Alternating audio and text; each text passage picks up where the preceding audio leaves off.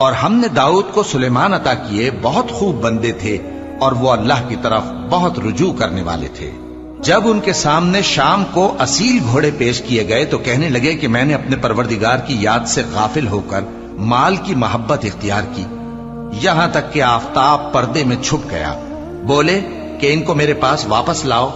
پھر ان کی ٹانگوں اور گردنوں پر ہاتھ پھیرنے لگے، اور ہم نے سلیمان کی آزمائش کی اور ان کے تخت پر ایک دھڑ سا ڈال دیا۔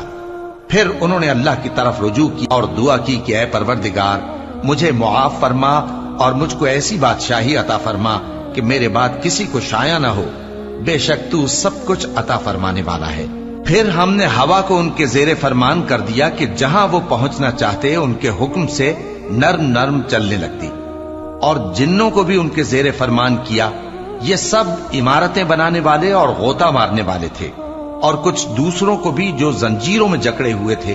ہم نے کہا یہ ہماری بخشش ہے، چاہو تو احسان کرو یا رکھ چھوڑو، تم سے کچھ حساب نہیں ہے، اور بے شک ان کے لیے ہمارے ہاں قرب اور عمدہ ٹھکانہ ہے۔ اور ہمارے بندے ایوب کو یاد کرو، جب انہوں نے اپنے رب کو پکارا اور کہا کہ شیطان نے مجھ کو ایذا اور تکلیف دے رکھی ہے، ہم نے کہا کہ زمین پر لات مارو، دیکھو یہ چشمہ نکل آیا، نہانے کو ٹھنڈا پانی اور پینے کو بھی، اور ہم نے ان کو اہل و عیال اور ان کے ساتھ اتنے ہی اور بخشے۔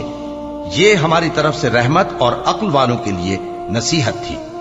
اور ہم نے کہا اپنے ہاتھ میں تنکوں کا ایک مٹھا لو، پھر اس سے مار لو اور قسم نہ توڑو، بے شک ہم نے ان کو ثابت قدم پایا، بہت خوب بندے تھے، بے شک وہ بہت رجوع کرنے والے تھے۔